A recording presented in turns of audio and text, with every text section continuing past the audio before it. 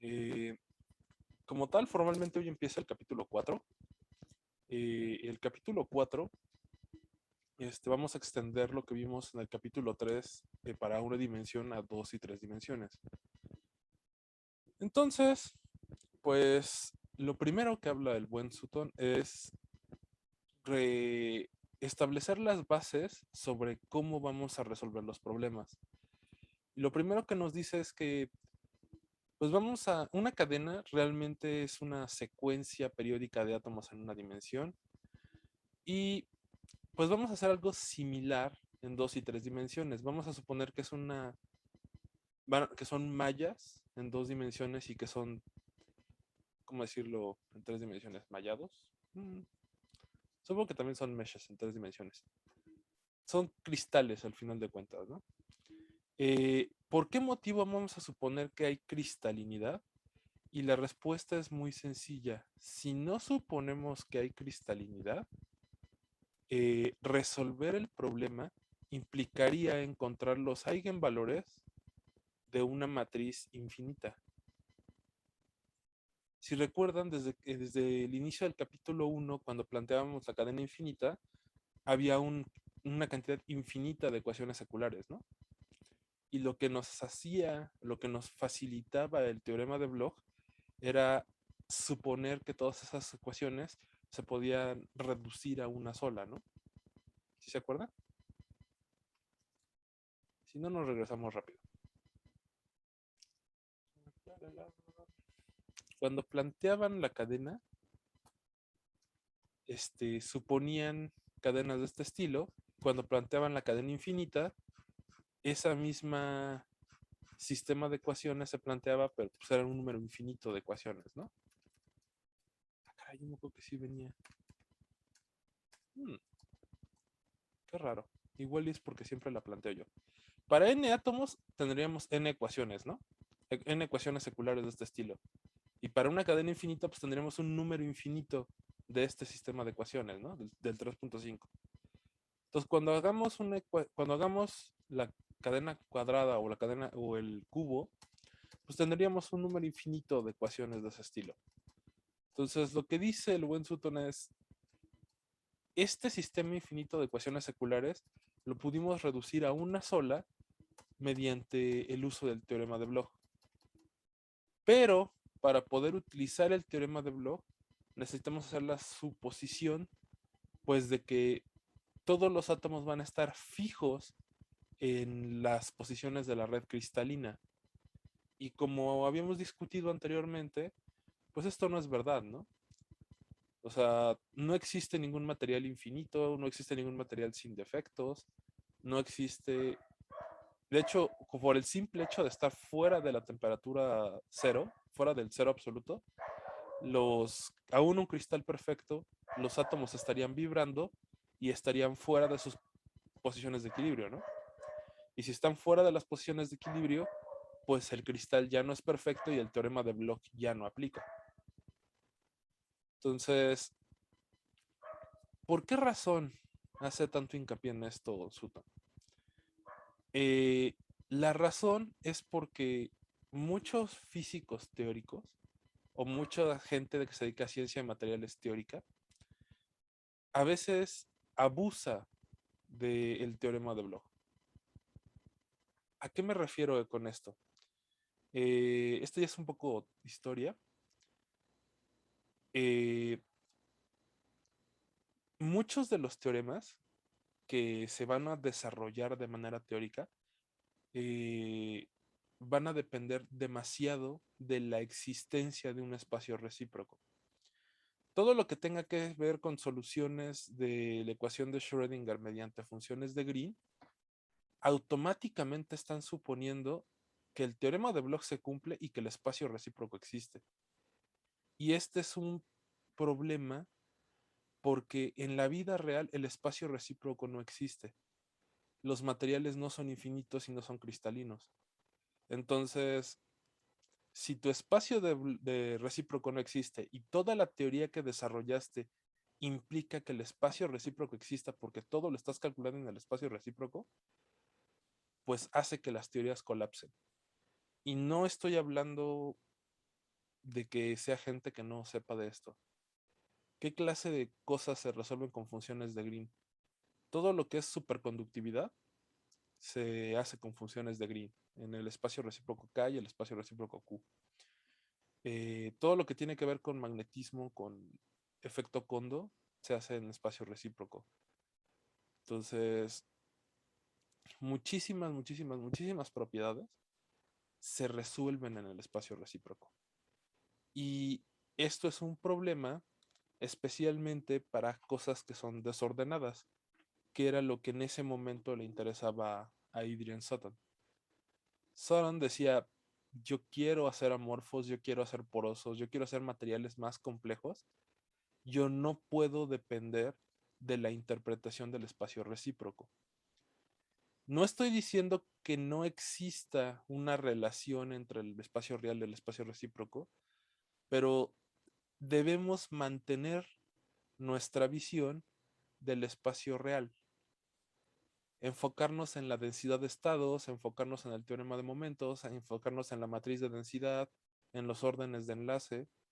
Eso es lo que nos va a interesar para resolver problemas más complejos.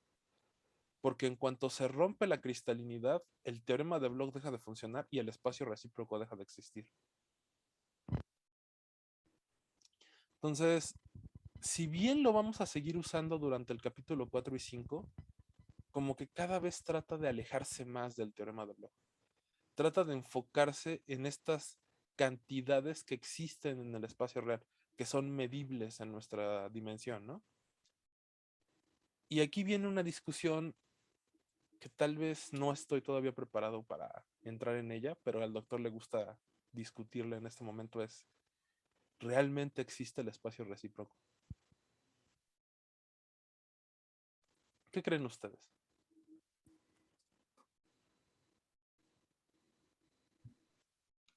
Pues sí existe, ¿no? No físicamente, pero existe. Ok, entonces Gerardo dice que existe el espacio recíproco. Viene, para los que todavía se les hace muy complicado, que no han estado trabaje y trabaje con él, a veces al doctor le gusta aterrizar esto a algo que más factible que los ingenieros y químicos sepan. Todos aquí conocen la energía, ¿no? Todos tienen un concepto de energía. ¿Tú tienes un concepto de energía, mi querida Angie? ¿Para ti qué es la energía?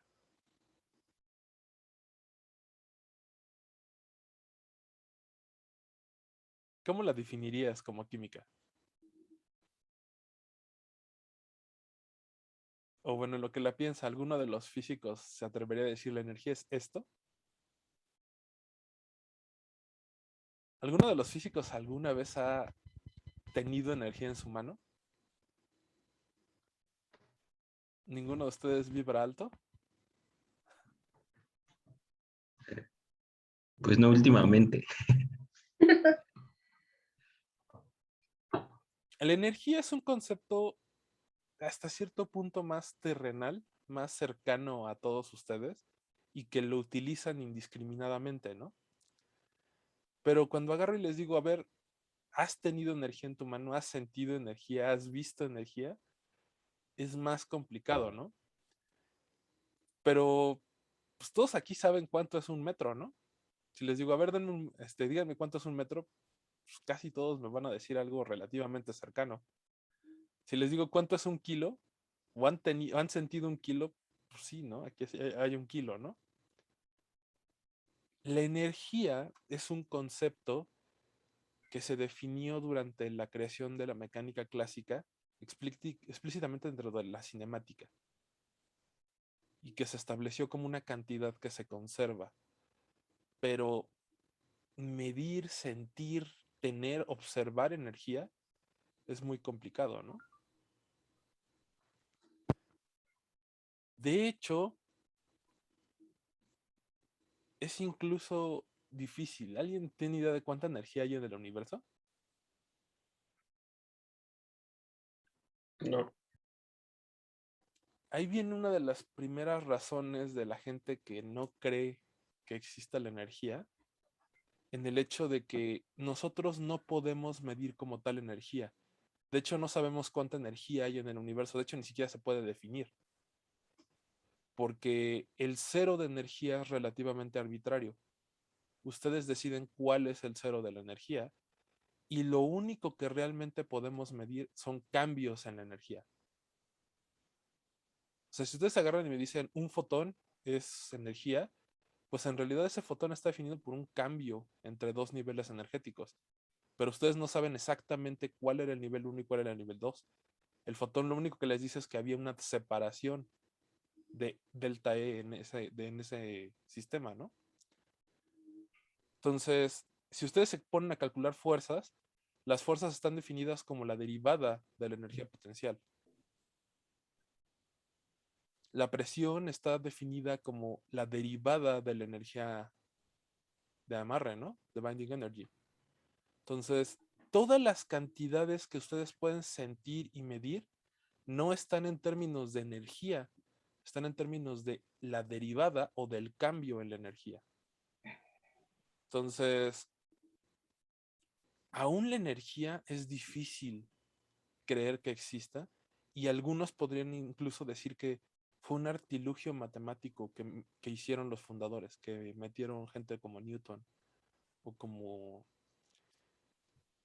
se me fue el otro nombre. Como Leibniz en los años 1700. ¿Realmente existe la energía? ¿O solo es un concepto matemático en nuestra mente para entender lo que está pasando? Lo mismo se puede argumentar en un grado más abstracto del espacio recíproco. El espacio recíproco es el espacio de donde están los vectores de onda, ¿no? Y el vector de onda tiene una interpretación física medible. ¿Cuál es?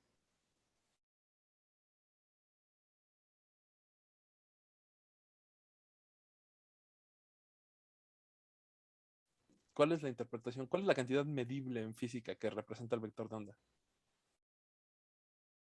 Momento. El momento, ¿no? Entonces, todos aquí creo que me podrían decir que los momentos sí existen. Ustedes sí pueden saber velocidades y momentos, ¿no? Y entonces el espacio recíproco pues solo es una escala, una versión escalada dividida entre h barra, ¿no? Ustedes agarran el momento, lo dividen entre h barra y les da el espacio recíproco. Entonces, podríamos argumentar que existe y al mismo tiempo les acabo de decir que en cuanto aparece una irregularidad, el espacio recíproco se colapsa y ya deja de existir. El único punto que nunca deja de existir es el punto gamma, K igual a 0. Entonces, ¿el espacio recíproco realmente existe o es un artilugio matemático para resolver el problema? ¿Cuál de las dos creen que es la verdad? Yo creo que es un artilugio matemático, igual que la energía. Ese es como el sentir que yo también comparto, pero tampoco lo puedo demostrar. O sea, tampoco puedo demostrar que esto solo existe en mi mente, ¿no? Pues, pero es que es igual con el tiempo, ¿no? O sea, el tiempo realmente lo inventamos los humanos para tener cierta trascendencia en los eventos, pero no existe realmente. Está interesante esa interpretación. Algunos creen que la única dimensión que realmente importa es el tiempo. Que sin el tiempo no tiene sentido nuestro universo como tal. Y al mismo tiempo, pues es un artilugio matemático que hicimos para poder explicar nuestro universo, ¿no? Lo que sí es cierto es que pues el universo estaría aquí aunque nosotros no hubiéramos inventado el tiempo, ¿no? Y los materiales tendrían solución aunque el espacio real y el espacio recíproco pues no existieran.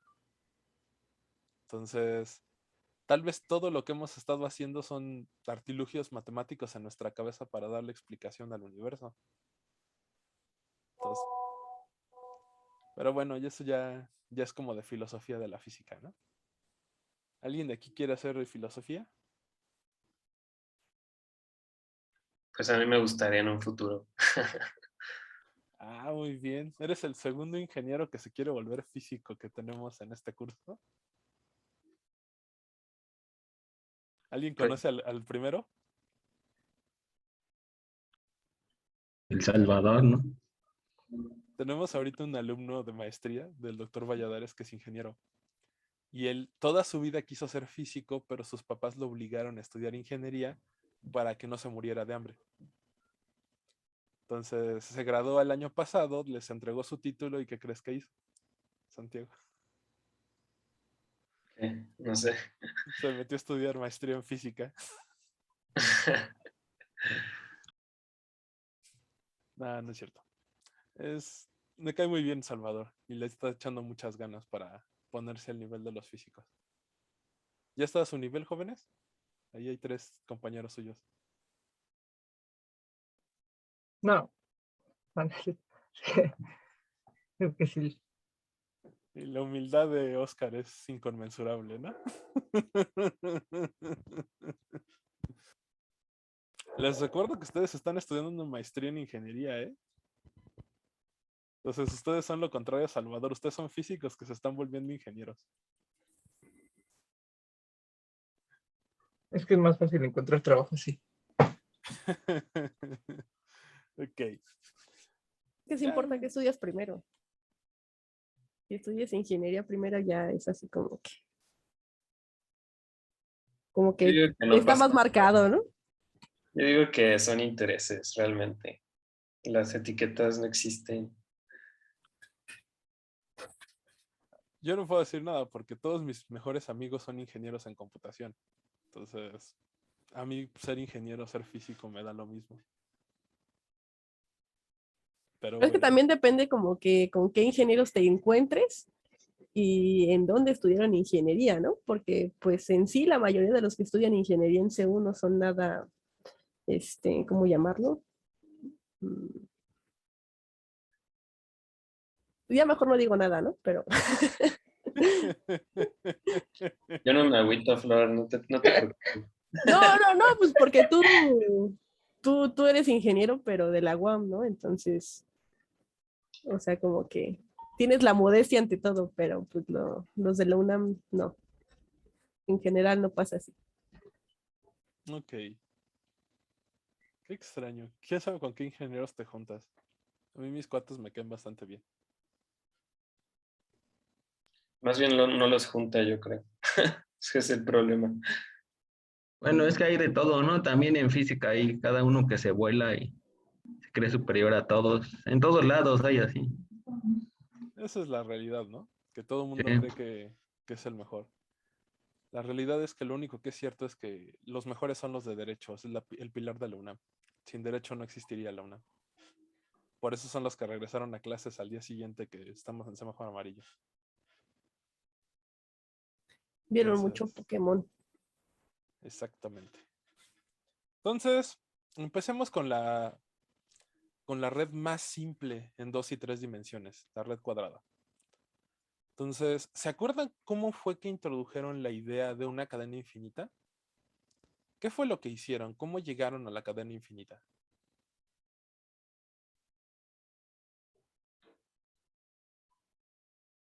¿Ya nadie se acuerda?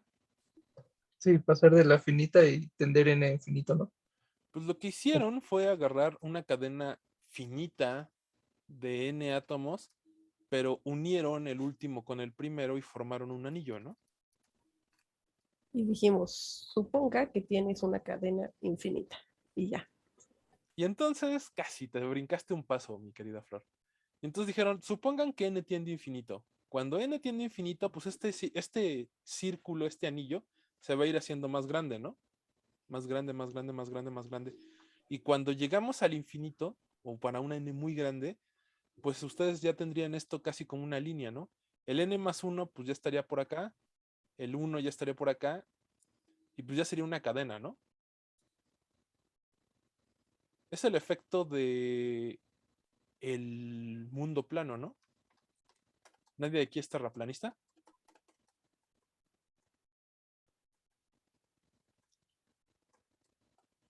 ¿No? ¿Nadie? Ah, qué mal. Yo sí creo en la Tierra plana. Yo nunca he visto una Tierra esférica, ¿no? Y eso es exactamente lo que dice aquí en la Tierra plana, en la red cuadrada.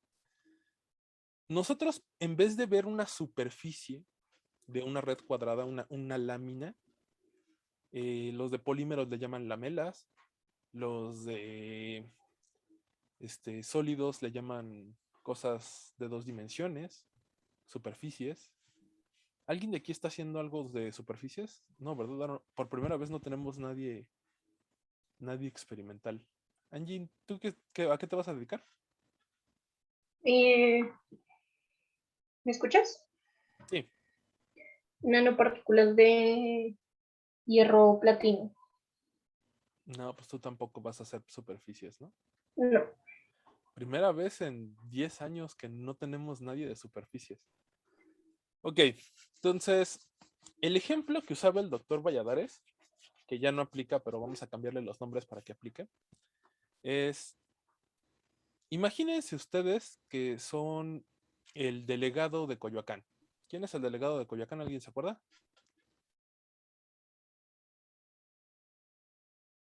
¿No es Negrete, el del golazo del Mundial del 78? Digo, del 86. Era, ¿no? Ya salió. ¿Ya salió? No, pues quién sabe. Ah, sí, que ganó el PAN, ¿verdad?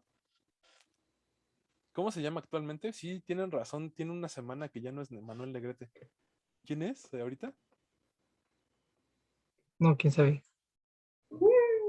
Bueno, digamos que es Manuel Negrete, que fue la semana pasada y todavía era Manuel Negrete. ¿Ustedes creen que Manuel Negrete le interese que el hecho de que la Tierra sea esférica? Se la agarra, se para ahí en el campanario de la Catedral de Coyoacán y agarra y se pone a ver a los límites, ¿no? Ve hacia Plaza Coyoacán al norte, ve hacia CEU al sur. ¿Ustedes creen que va a ver la curvatura de la Tierra? Pues realmente no. O sea, seguramente la va a agarrar y a lo mucho habrá un desnivel de 10 centímetros por la curvatura. Es mucho más probable que vea problemas por la lava del volcán de Xitle, ¿no? Que dentro de CU hay desniveles como de 4 pisos por culpa de la lava del volcán. Entonces, Manuel Negrete le vale madres, ¿no? La curvatura. Para él, el mundo es plano. Luego le preguntaríamos a alguien que tenga un territorio un poco más grande que preocuparse. ¿Ustedes creen que Claudia Sheinbaum le importe la curvatura de la Tierra? La Ciudad de México es una de las más grandes del planeta, ¿no? Y una de las más densamente pobladas. ¿Cómo de qué tamaño es?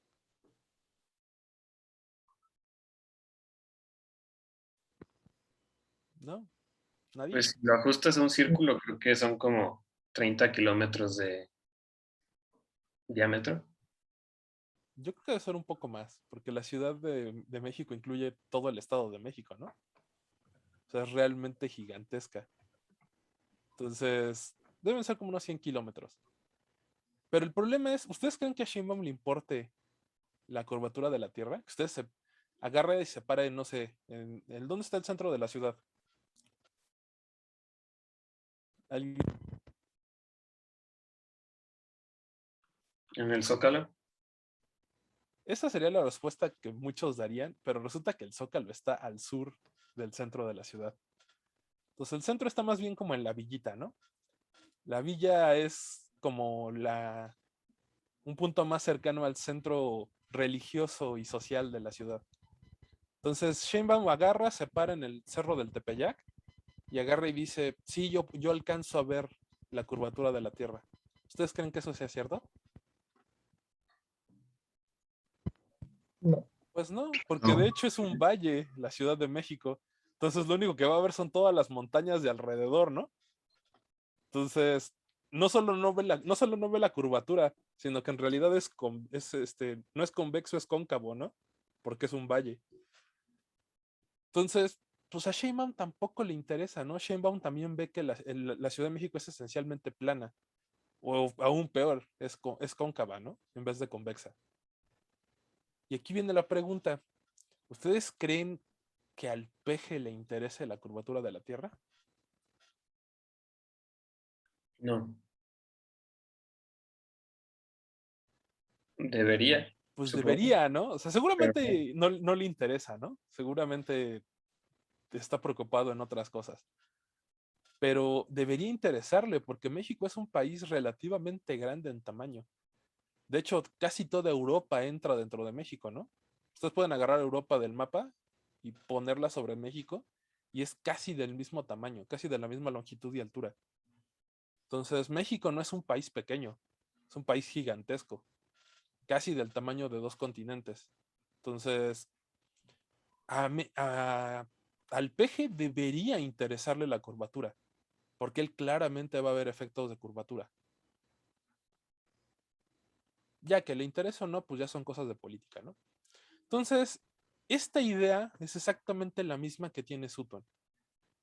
Nosotros, en vez de fijarnos en una lámina en 2 dimensiones, podemos suponer que es una esfera, pero es una esfera tan grande, con un radio tan grande, que cuando te paras en cada uno de los átomos, solo tú ves un plano. Es exactamente la idea que teníamos con el anillo, de agarrar una cadena y pasarla a un sistema en 2 dimensiones. Aquí vamos a agarrar un plano y lo vamos a pasar a un sistema de 3 dimensiones, ¿no? Vamos a tener una esfera de átomos. ¿Sí lo pueden visualizar?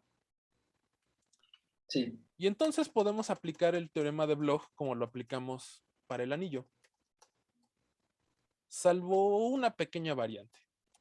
¿Cuál es esa pequeña variante? Pues que ahora no vamos a tener un índice J multiplicado por el espaciamiento de la cadena A, porque ahora no tengo un desplazamiento, una distancia interatómica A, sino que voy a tener un vector de traslación en 2 dimensiones o en 3.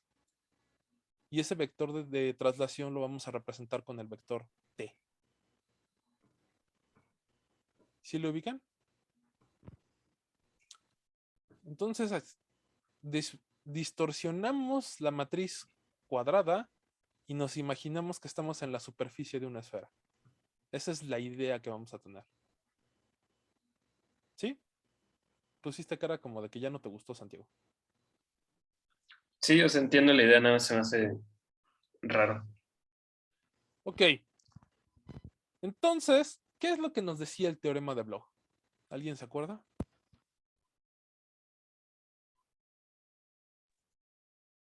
Que la función de onda es igual en todo el cristal, excepto por un factor de fase, ¿no? Vámonos rápido al pizarrón. Entonces, el teorema de Bloch, como yo lo escribí, era que la función R más un vector G, esta es como que la notación estándar, pero regresémonos a la del Sutton, ¿no? Para no andar haciendo. La función R en una traslación T es igual a E a la IK R por la función de onda en la posición R, ¿no? Y bueno, aquí K y R ahora sí son vectores porque ya estamos en 2 y 3 dimensiones. Esto es lo que nos decía el buen Bloch, ¿no? ¿Sí o no?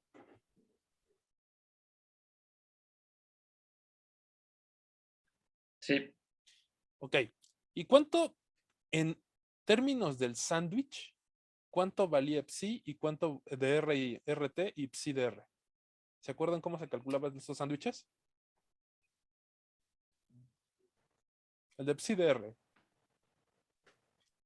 sea, con la integral o con es un nomás. sándwich. Sí, la función psi de R es el ket psi multiplicado por quebra. R. R, ¿no? Y entonces el otro bracket, ¿cómo debería ser? R más T. R más T proyectado sobre psi, ¿no? Entonces, lo que el buen Sutton se brincó fue simplemente este paso, ¿no? Al fin, la ecuación 4.1 no es otra cosa sino que la función de onda de Bloch, ¿no? La periodicidad de la función de onda de Bloch. Y entonces aquí nos dice que pues, T va a ser un vector de traslación. Explícitamente va a ser uno de los vectores de la red cristalina. De la red cristalina en 2 o en 3 dimensiones, ¿no? Una de las redes de Barbé, pues. Esos van a ser los vectores por los que yo puedo trasladar. Ustedes no pueden hacer una traslación arbitraria, ¿no? ¿Están de acuerdo? Tienen a fuerzas que trasladarse sobre una de las redes de Bravais en 2 dimensiones. Y K, pues va a ser el vector K. En el libro tienen una ventaja porque pueden representar a vectores por negritas. Nosotros en el pizarrón y ustedes en la libreta, pues no pueden escribir en negritas, ¿no? Entonces, ustedes siempre pónganle las flechitas de vector arriba. Y entonces, pues dice, nosotros podemos escribir la función psi de K como una combinación lineal de orbitales atómicos, ¿no? Acuérdense que es lo que siempre vamos a definir, el paso 1 de nuestro problema. El orbital molecular está definido como una combinación lineal de orbitales atómicos. Pero ahora los átomos no van a estar definidos por un solo entero, ¿no? Por una JA, sino que ahora puedo moverme en varias dimensiones. Entonces, en vez de decir que estoy en la posición J por A, pues directamente voy a poner la posición de los átomos, R, en 2 o en 3 dimensiones. Entonces, R minúscula es mi variable, mi R, mi X, por decirlo así. Y R mayúscula son las posiciones atómicas. ¿En dónde va a estar cada átomo? Y bueno, pues es una combinación lineal. Tengo que multiplicarlo por el coeficiente, ¿no? Y entonces podemos sustituir en nuestra ecuación de onda de Bloch, pues podemos sustituir que la psi de K es igual a la suma sobre todas las posiciones atómicas de las CK de R por las soluciones atómicas, ¿no? Lo sustituimos arriba y entonces nos queda que R más T. Voy a dejar de escribir los vectores porque soy flojo. Metemos esto acá arriba, nos queda la suma sobre todas las R's de la CK de R igual a E a la IKR, perdón, este sí es R vector.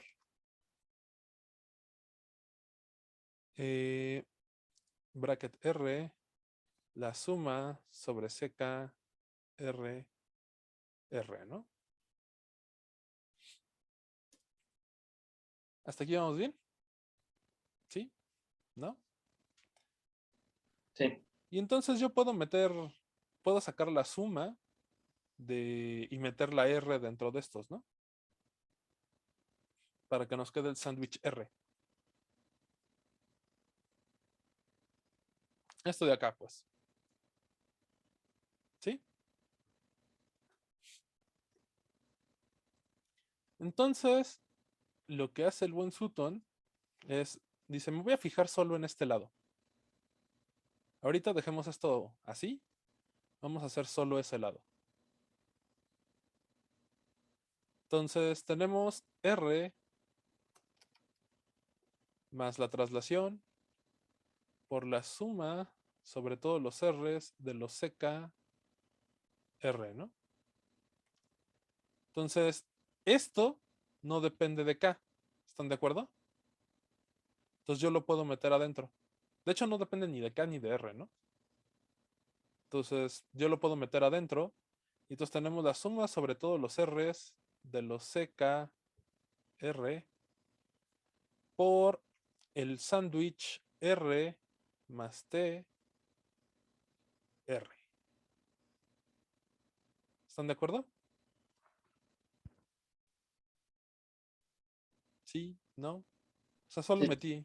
Sí. Ok, ¿y este sándwich qué nos representa?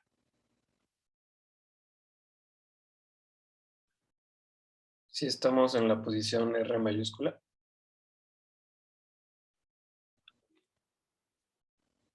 ¿Esto qué es?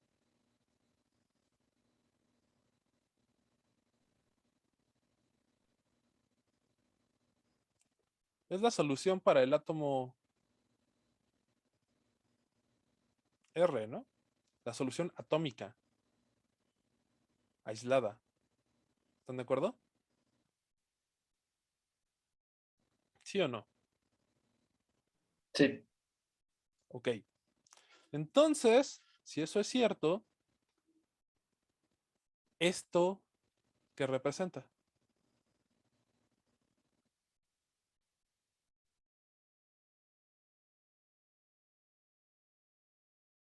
La traslación del átomo.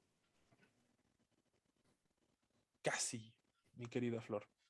Esto de aquí, vamos a denominar, vamos a ponerle nombre, ¿no?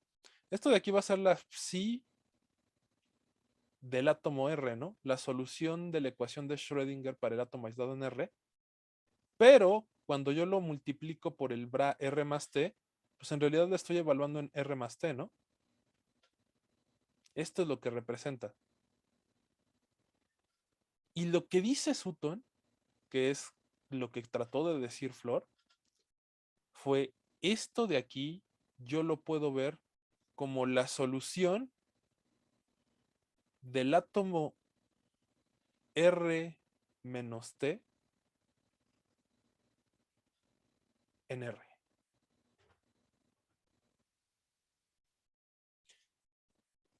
Ustedes tienen aquí su red atómica. La voy a dibujar en una dimensión, pero pues en realidad son dos, ¿no? Y entonces este de aquí es el átomo R y este de acá es el átomo R más T, ¿no? Vamos a hacerlo de dos para que no haya confusión. Es una traslación de dos tamaños de celda. Entonces, este de aquí es R más T, ¿no? ¿Están de acuerdo? Y este de acá, pues es R menos T. ¿Sí? Entonces él agarra y dice, voy a dibujar la función. Vamos a borrar esto de arriba. Vamos a volverlo a dibujar. Entonces,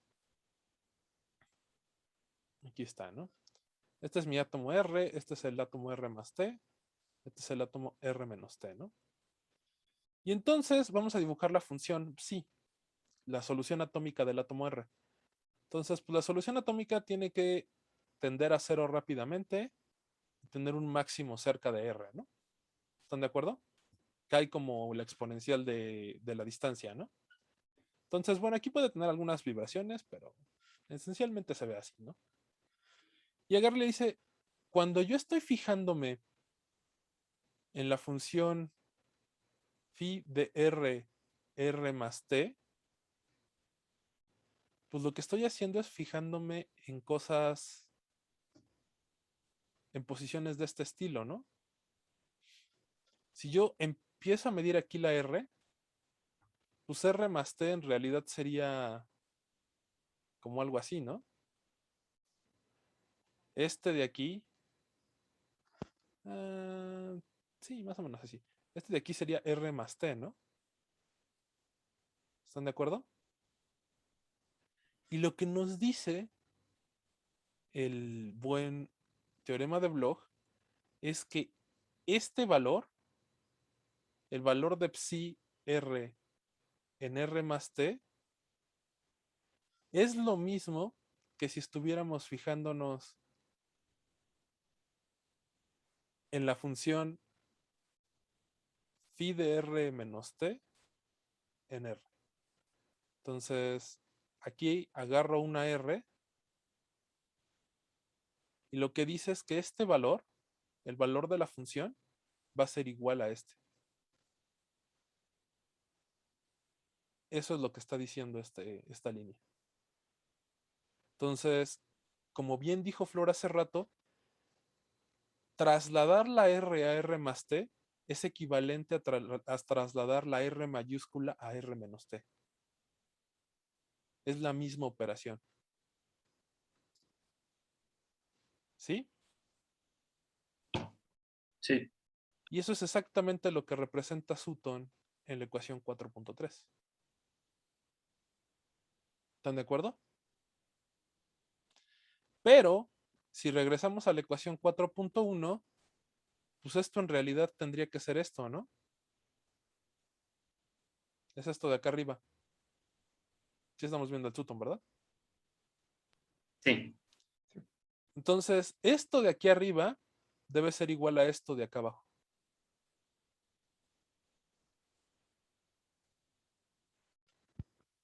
¿Sí o no? sí. Y entonces eso pone la conjunción que se hace en la 4.5 de que el coeficiente ubicado en R tiene que ser igual a la onda plana E a la IK T por CK R menos T. ¿Sí o no?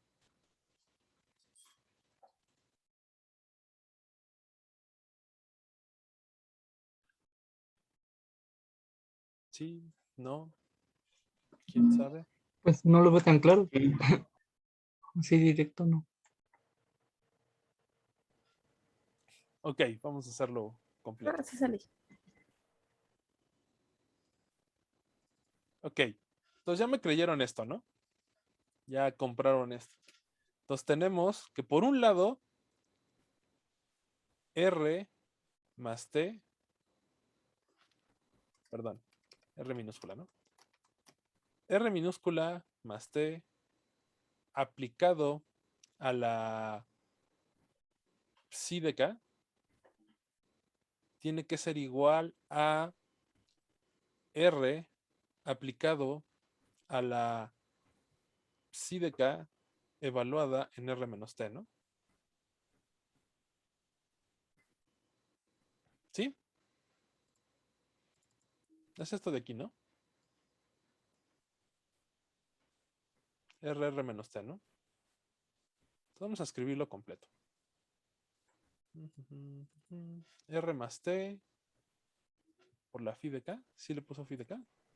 Sí, phi de K. Y eso tiene que ser igual a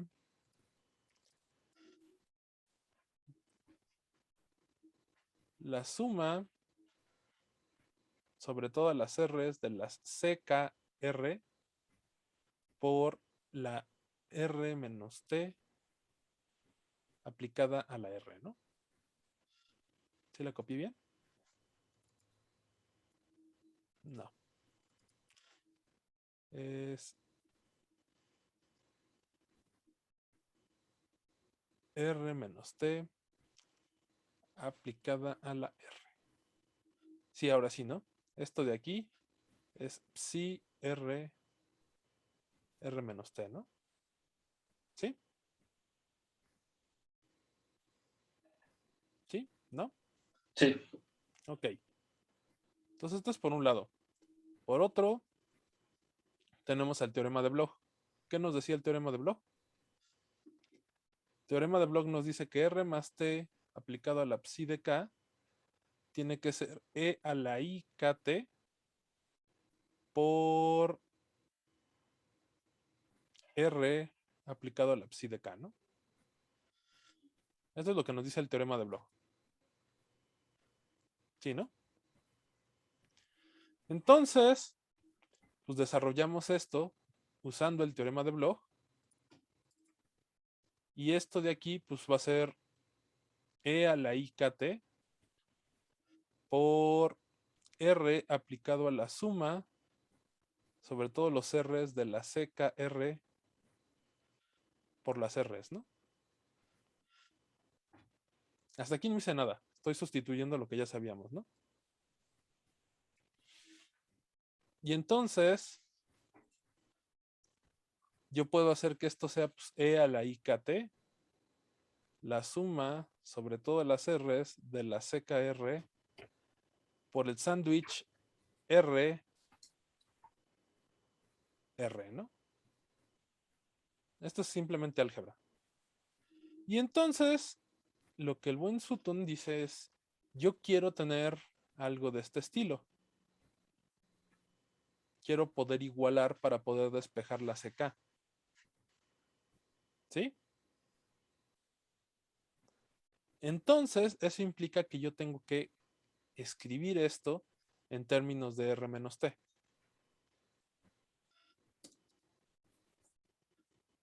Y agarra y dice, pues eso es bastante sencillo, yo solo tengo que cambiar el índice R, ¿no? Yo sé que esto es un cristal y que el cristal va a tener traslaciones de tipo T. Entonces este sándwich va a valer lo mismo que el sándwich R menos T, R menos T, ¿no? Esto de aquí es una simple traslación del espacio. No es que me esté fijando en una posición diferente, cosa que sí hice aquí arriba. Aquí arriba yo dejé el eje coordenado en la misma posición y yo me desplacé a la celda de al lado. Aquí lo que estoy diciendo es, yo estoy moviendo mi eje coordenado.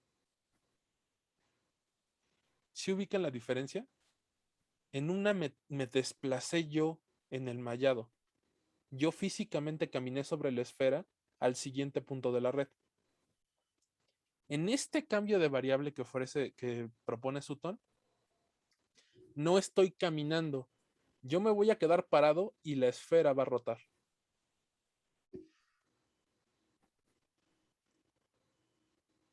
Por eso es que en este solo cambió uno de los índices y en este cambiaron los dos.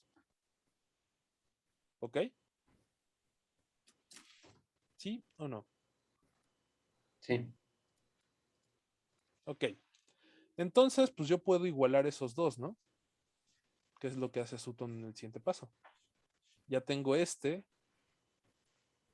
que fue la traslación completa, y entonces yo puedo igualar este con este de acá arriba. ¿Están de acuerdo? ¿Sí? ¿No? ¿Quién sabe? Sí. Y entonces, pues les va a quedar que la suma de los CKs R por el R menos T R es igual a la suma de los CKs R menos T sobre todo los R's de los R menos T R, ¿no?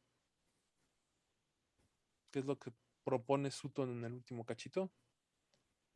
R menos T. R menos T. Ahí está. Ay, no borró. Ah, no borra. R menos T. Y de aquí lo que él quiere es despejar los CKs, ¿no? Me faltó el exponente, era la IK. En este de aquí, ¿no? Era la IK. Y entonces lo que él dice es que este proyector es el mismo que este y entonces las CKs en R tienen que ser igual a E a la IKT por CK en R menos T.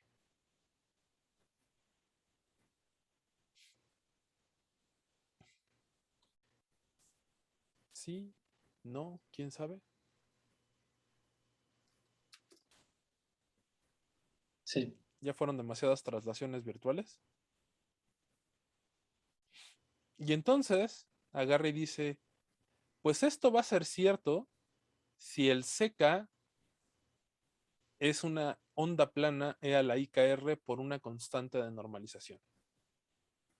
¿No? ¿Están de acuerdo?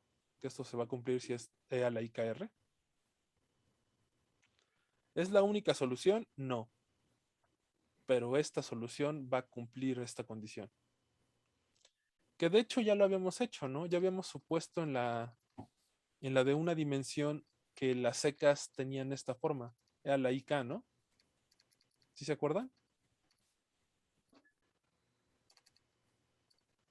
O ya se les olvidó. Sí.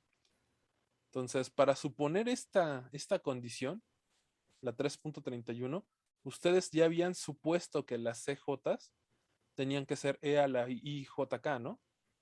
E a la IKJA. ¿Sí se acuerdan? Pues ahora lo estamos haciendo de nuevo, pero en 3 dimensiones. Estamos repitiendo exactamente los mismos pasos que la cadena. Solo que está un poco más complejo porque ahora no solo estamos en una dimensión, sino que podemos variar en varias. ¿Ok?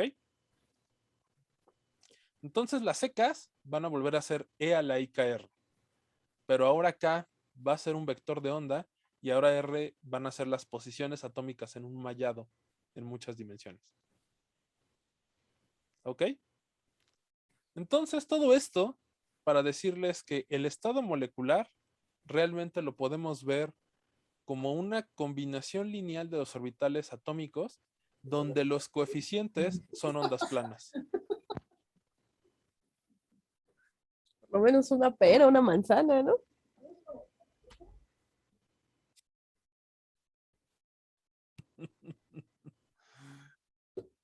Ay, perdón.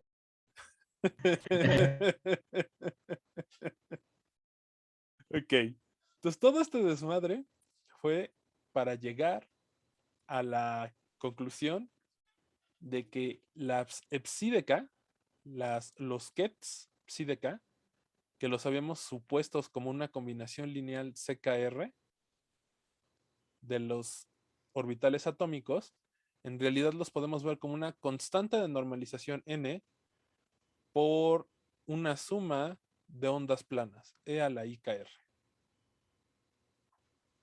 por los orbitales atómicos. ¿Ok?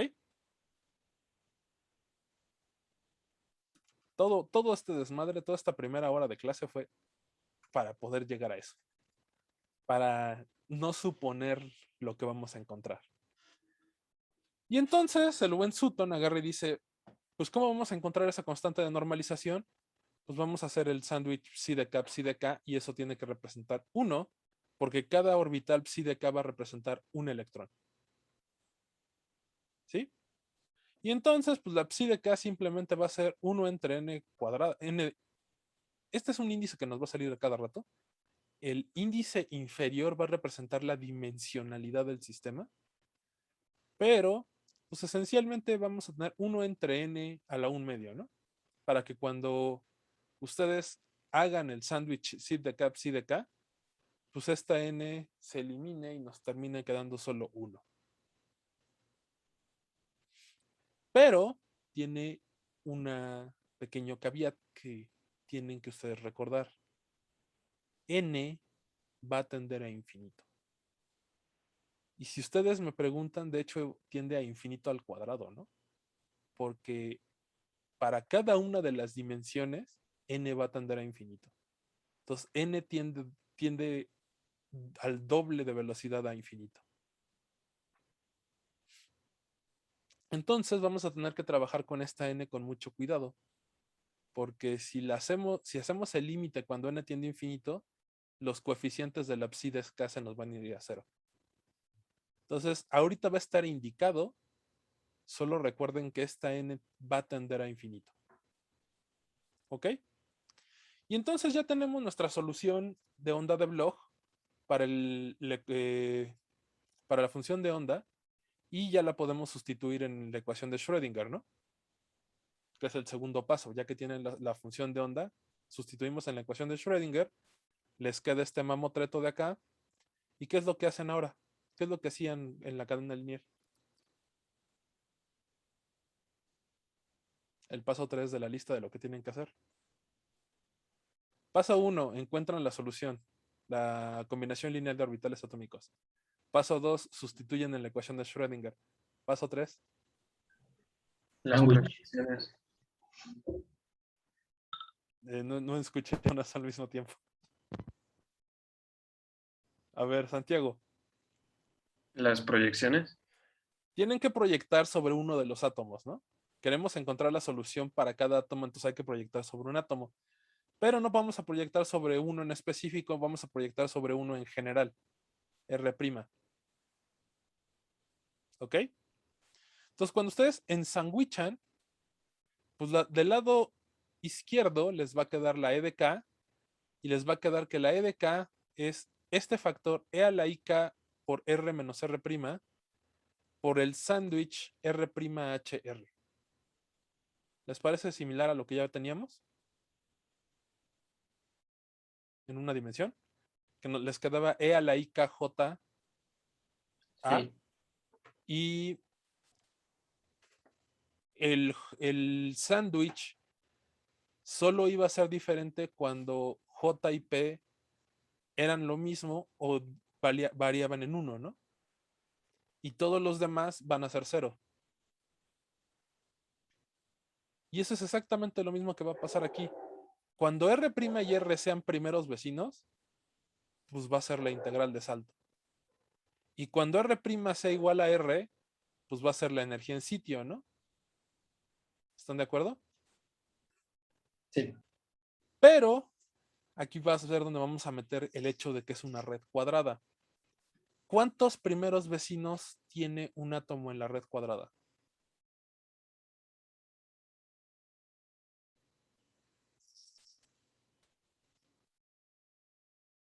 Pues 4, ¿no? Si ustedes se paran en el 0, 0, tienen que tener un átomo en el 0, 1, uno en el 0 menos 1, uno en el 1, 0 y uno en el menos 1, 0, ¿no? Y cuando meten estos vectores en la E a la IKR, pues les va a quedar E a la IKR, E a la IK menos A por X, E a la IK más A por X, E a la IK menos A por y E a la IK A por Y, ¿no? Entonces, pues puedo juntar esos E a la IK y E a la menos IK y formar un 2 coseno, ¿no? Un 2 coseno para KX y un 2 coseno para KY. ¿Sí? Y entonces, pues aquí tenemos la solución de la relación de dispersión para la red cuadrada. Va a ser E al de K es igual a alfa más 2 beta, paréntesis, coseno de KXA más coseno de KYA. ¿Sí? ¿Sí o no?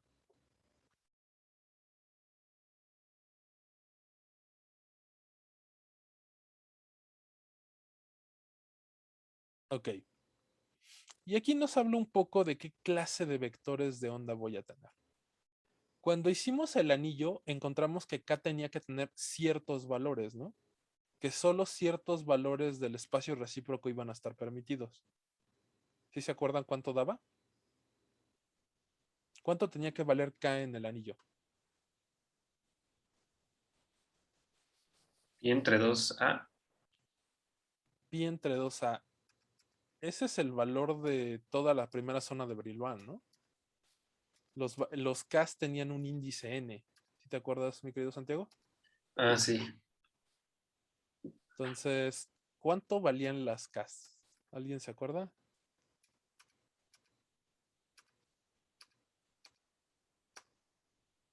¿No? 2pi m entre n, ¿no? Donde n era el número de átomos en la cadena y m era el eigen, el número cuántico que me iba diciendo cuál vector de onda yo tenía. ¿Sí se acuerdan? Sí. Sí. Entonces lo mismo vamos a tener aquí. Vamos a tener dos Ks, cada uno con un índice que puede ir cambiando. Y entonces en vez de tener puntos en la primera zona de Brillouin en un eje, ahora voy a tener puntos en dos dimensiones, ¿no? Para Kx y Ky. Kx y Ky no pueden valer cualquier cosa, van a estar cuantizadas. ¿Cuándo van a dejar de estar cuantizadas? Cuando n tiende a infinito, ¿no? Cuando n2 tiende a infinito. Y entonces ahí yo voy a tener una cantidad continua de puntos en el espacio recíproco. Entonces, y esta es notación estándar de Oxford, oxfordiana, Las traslaciones en el espacio real las representamos por el vector t. Las traslaciones en el espacio recíproco las vamos a representar por vector g. Y esto lo van a ver en muchísimas cosas, ¿eh? Y bueno, vamos a tener un índice m y un índice n que van a ser como los eigenvalores que van a estar permitiéndole variar al mallado del espacio K. ¿Y por qué es 2pi entre A? Porque es cuadrada, ¿no? Si fuera rectangular, pues tendríamos 2pi entre A y 2pi entre B. ¿Están de acuerdo? Ok. ¿Hasta aquí hay alguna duda? ¿Pregunta?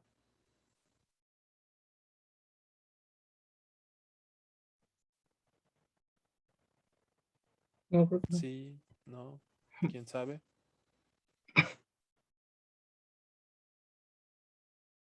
No. Ok. Entonces, como les había dicho, K tiene que estar entre 2mpi nx entre A y Ky tiene que estar entre 2pi ny entre A, ¿no? Y esto nos va a ejemplificar una red cuadrada en el espacio recíproco y cada uno de los puntos en el espacio recíproco va a tener un volumen asignado. Ese volumen es 2pi entre A por 2pi entre A, pues es 4pi cuadrada entre A, cuadrada, ¿no? Ese va a ser mi volumen en el espacio recíproco. Acuérdense que esto va a ser importante para cuando calculemos la densidad de estados. ¿Sí se acuerdan que la densidad de estados es la densidad de estados del puntos K en el espacio recíproco entre la derivada de K? ¿Sí se acuerdan? La tenemos justamente aquí arribita. Aquí está, ¿no? La densidad de estados es la densidad de puntos en el espacio K entre la derivada de K, ¿no? Entonces, por eso Sutton le dedica un rato para que veamos la densidad de puntos K. Ok. Y entonces obtenemos el volumen del espacio recíproco de cada punto en el espacio K. Y pues el espaciamiento de los puntos en el espacio K pues es 2pi entre A, ¿no? ¿Cuál sería la primera zona de Brillouin? ¿Cómo calcularíamos la primera zona de Brillouin en el espacio recíproco?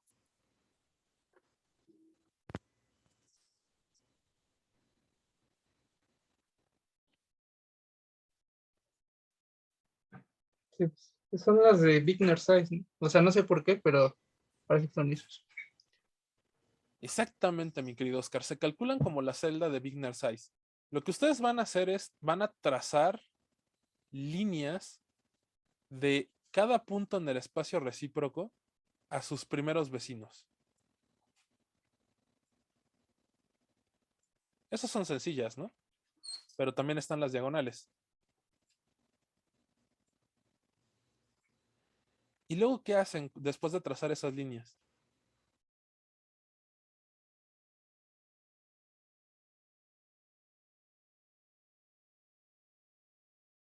¿Qué es lo que hacen después de trazar las líneas?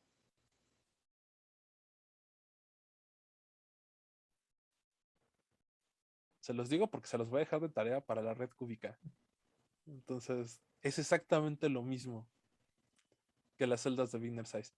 Trazan rectas de cada punto en el espacio recíproco a los vecinos próximos, ¿no?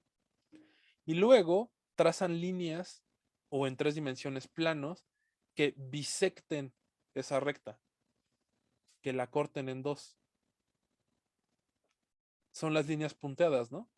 Esta línea de acá, pues tiene esta línea punteada, ¿sí? Esta línea de acá tiene esta línea puntada que la bisecta. Esta línea de acá tiene esta línea punteada que la bisecta. Entonces ustedes trazan líneas que bisecten a los vectores que unan estos dos puntos. Y luego, ¿cómo definimos la celda de Wigner Size en el espacio recíproco?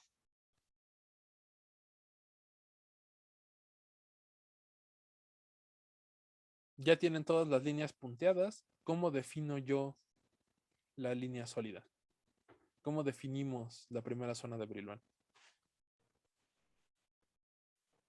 Sí, sería la que contiene solo un punto, ¿no? Una unidad. No. De todas las líneas que yo tracé, voy a agarrar la celda con el volumen más pequeño. Entonces, yo aquí en realidad pude haber agarrado una celda de este estilo, ¿no? Esta que está punteada. Pero esa no es la celda más pequeña. La celda más pequeña es el cuadrado.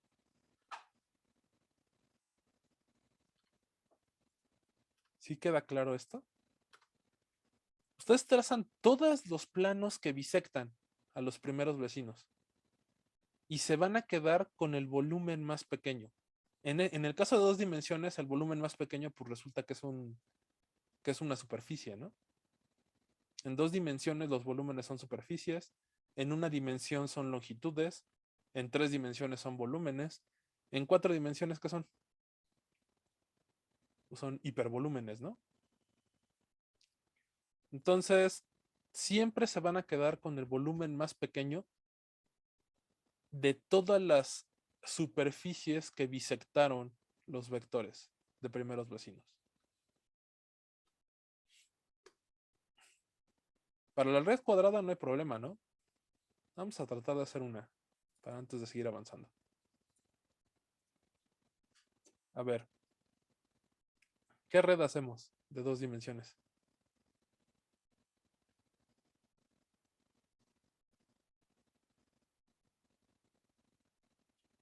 Vamos a hacer rápido la cuadrada, ¿no? Digo, la rectangular. ¿Qué otra red se saben en 2 dimensiones? ¿Nadie está llevando con Gonzalo González? Yo, ¿Qué otra red de 2 dimensiones vieron? la hexagonal también se puede. Ok, Y ahorita hacemos tetragonal. Bueno, ahorita hacemos la hexagonal. ¿Cuántas redes en 2 dimensiones hay?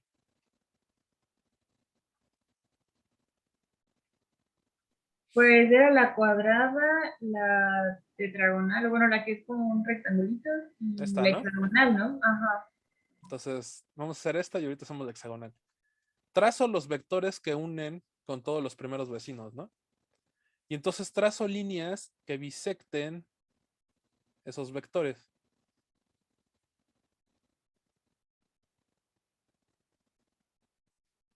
Este es así. Esta de acá abajo es así. Esta de acá a la derecha es un poquito más para acá. Esta está aquí así. Y tenemos esta que bisecta acá y esta que bisecta acá, ¿no? Y entonces, para la tetragonal, de todas las líneas que bisectan, pues agarro la más pequeña. El volumen más pequeño, ¿no? Entonces, oh sorpresa, para la tetragonal, la celda de Wigner size también es tetragonal, ¿no? Y para la hexagonal, ¿cómo es la red hexagonal, mi querida Andrea? Intuitivamente diré que un hexágono.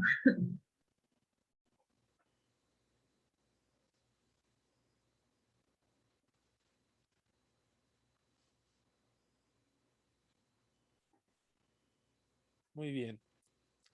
Entonces, ahí está más o menos, ¿no?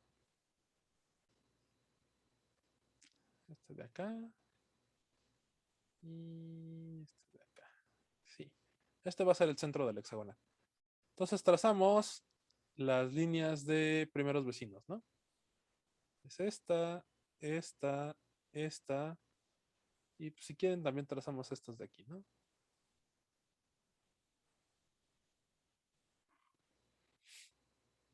Pero las que van a ser son importantes son estas. Entonces trazamos ahora las que bisectan. Las que bisectan va a ser algo así, algo así, algo así. Sí, ¿no? Y bueno, voy a tener unas más grandes, ¿no? ¿Están de acuerdo? Esta de acá, esta de acá. Entonces resulta que para el hexagonal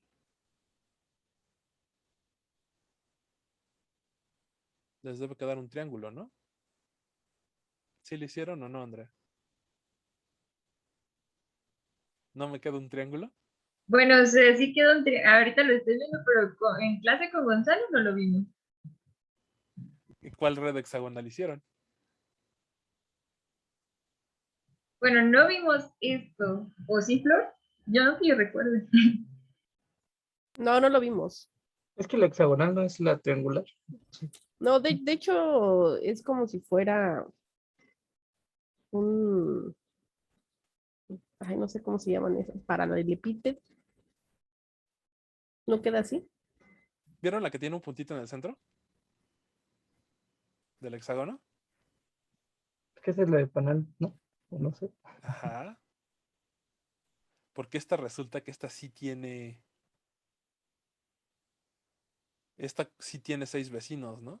Esta tiene 3 vecinos. La que no tiene un puntito en el centro tiene 3 vecinos nada más. La que tiene un puntito en el centro tiene 6. Y esa, pues su red sí va a ser un hexágono, ¿no? La que tiene un puntito, la que está centrada en el cuerpo, la red de Bravais, perdón, la celda en el espacio recíproco, también va a ser un hexágono.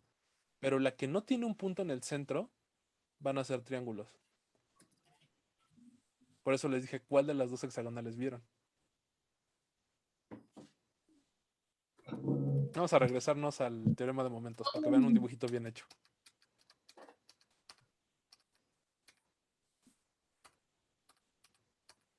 ¿Dónde quedó? Se me perdió. Aquí está. Cuando tienen un punto en el centro del hexágono, ustedes van a tener 6 líneas y cuando la bisecten les va a quedar un hexágono. ¿Cuál hexágono? Este hexágono que Ah, acabo de bueno. hacer. Pero cuando no tienen este punto central, sino que solo es, como dijo Oscar, el mallado de abeja, un panal de abeja, pues lo único que van a tener es un triángulo, ¿no? Solo van a tener 3 vecinos. La red hexagonal sin un punto en el centro, pues realmente se ve así, ¿no? Tienen ustedes aquí un punto, aquí está mi hexágono bonito, bien hecho, y pues aquí ustedes van a tener otro hexágono, ¿no? Como bien dijo Oscar, es un panal de abeja, ¿no? ¿Sí o no? Pero cuando ustedes tienen el panal de abeja, cada átomo, ¿cuántos vecinos tiene? 3. Entonces, cuando ustedes trazan las que bisectan estos, Ay, ay. ¿de qué tamaño queda la celda de Wigner size?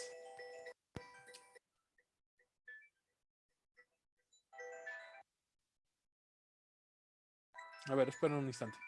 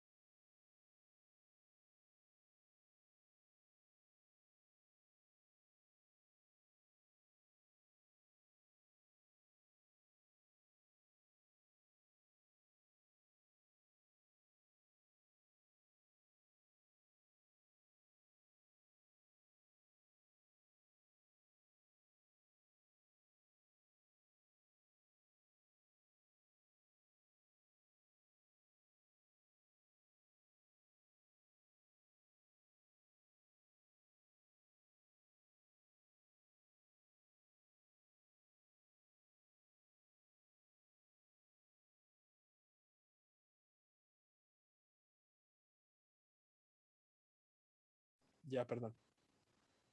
Pensé que era una emergencia, pero no.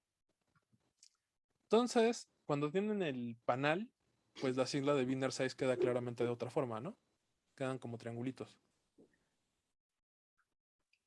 ¿Pero este es un cristal? Esa es la pregunta que tendría que hacerles.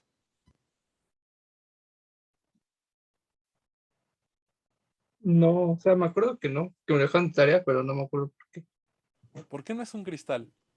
¿Qué pasa si yo hago la celda de Wiener Size del otro lado? Me queda el triángulo volteado para el otro lado, ¿no? Entonces, para que realmente sea un cristal, la celda de Wiener Size tiene que ser un rombo. Y eso fue exactamente lo que dijo Flor antes de que me desconectara, ¿no?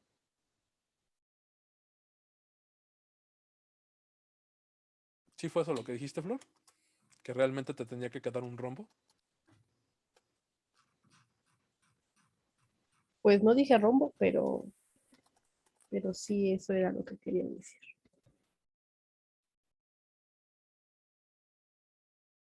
No te escuchas. Yo pensé que tú sí sabías, porque el bismuto es un romboedral, ¿no?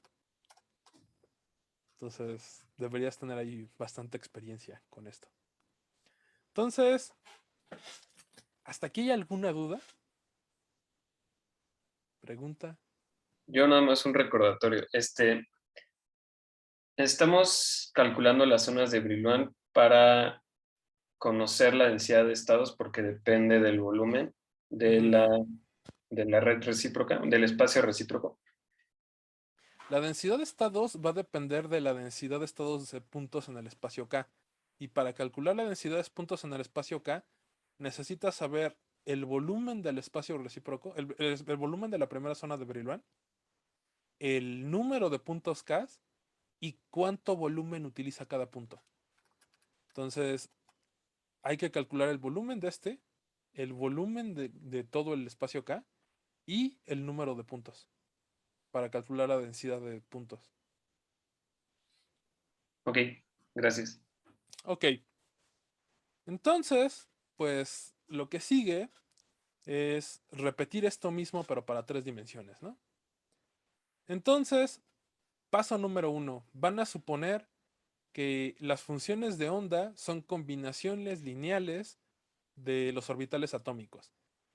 Y van a ser exactamente iguales que los que dedujimos hace rato, ¿no? E a la IKR por el orbital R. Pero ahora la constante de normalización pues es una N3, ¿no? Una N subíndice 3, porque tenemos un número infinito de átomos en cada una de las 3 dimensiones. Sustituyen esto en la ecuación de Schrödinger, ensandwichan por un R' y les van a quedar vivos los términos para primeros vecinos multiplicados por el hamiltoniano de salto, por la beta, y el central que va por la alfa, ¿no? Lo vimos acá arriba. Para la red cuadrada sobrevivieron 4 términos: el 1, 0, el menos 1, 0, el 0, 1 y el 0 menos 1, ¿no?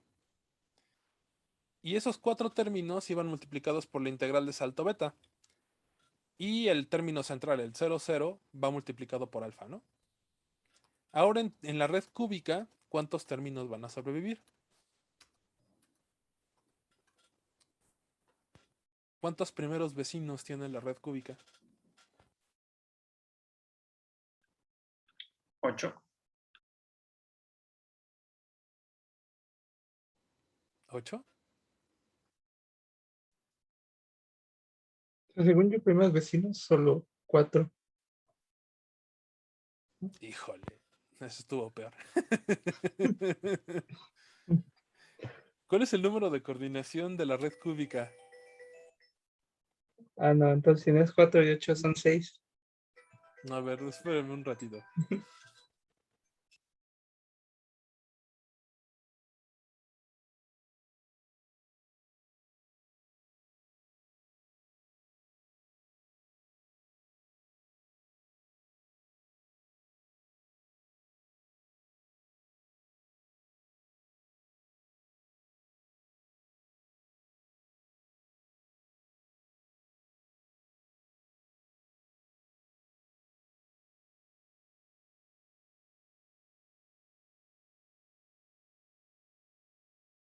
Ya, perdón. Pues acabamos esta sección y no sé qué tanto esté pasando. Entonces, acabemos esta sección y ya lo dejamos hasta aquí, ¿no? Entonces, para la red cúbica, los primeros vecinos son 6. Uno, 2 en el eje X, a la izquierda y a la derecha, 2 en el eje Y, arriba y abajo, y 2 en el eje Z, ¿no? Adelante y atrás. Entonces, la red cúbica tiene 6 vecinos y cada uno de esos 6 vecinos va a ir multiplicado por un e a la IK y e a la menos IK, ¿no? Juntamos los e a la IKX y el e a la menos IKX como 2 coseno de KX. El e a la IKY y el menos e a la IKY los juntamos como 2 coseno de KY. Y los que están en el eje Z, pues los juntamos como coseno de KZ, ¿no?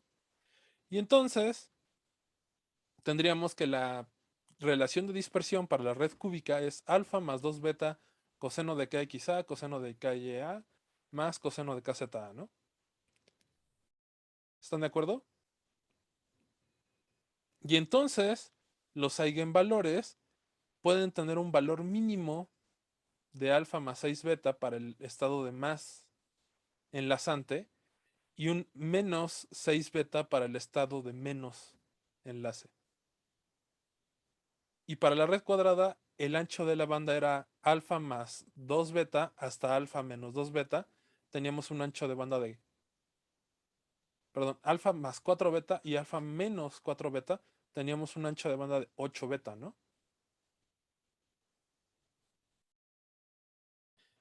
Ok, entonces, pues hasta aquí le dejamos. No sé qué tanto esté pasando, me están llamando de todos lados. Sí, yo creo que aquí lo dejamos y continuamos el martes, ¿vale? Ok, Eh, Trataré de subir los videos el fin de semana. Ya les había dicho que estoy terminando el proyecto con la CIT.